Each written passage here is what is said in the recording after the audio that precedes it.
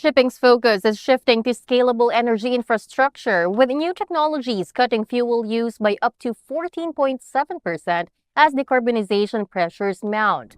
Adria Jover of IEMA outlines what this shift means to us.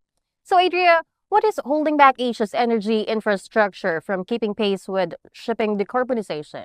I would say that a good way to resume this bottleneck that we are all seeing worldwide, it's a bit of we can resume it in the chicken or the egg, right?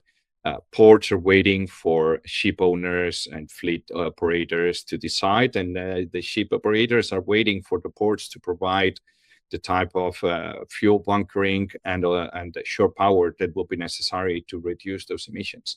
So we are having infrastructure and vessels at looking at each other, at understanding who is taking the lead and who is making the investment. What I think that we can extrapolate from it, and not just in Asia, but worldwide, is that everyone will have to make some compromise and will require some haircuts.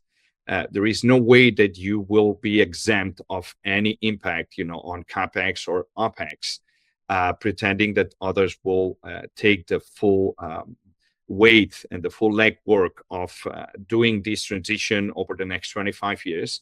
So everybody needs to understand at the curve of this growth and adoption, where do you feel more comfortable playing at?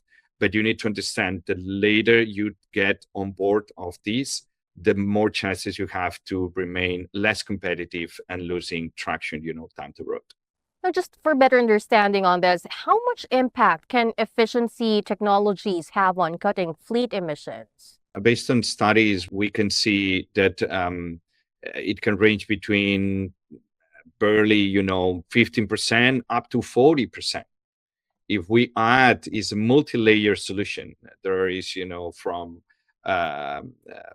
vessel air lubricant to wind ship solutions to any type of these new technologies, would you the sum of them over return of investment between 3 to 5 years, you can get as much as up to 40% of this fuel reduction. So we understand that all this together is necessary, along with the new alternative fuels, along with the shore power, in order to get, by the end of this decade, to reach a potential 30% reduction on the worldwide fleet, and then get a bit closer into the objectives of 2050.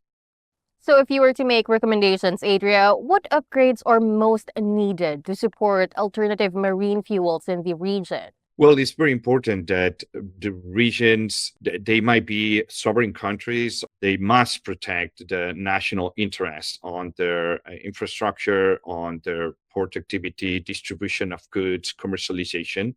But it's very important that they understand that solutions come with a collective, the Southeast region, led by the Singapore Port Authority as one of the leading ports worldwide when it comes to decarbonization and implementation and innovation, along with other ports such as Busan, Ningbo, or Shanghai.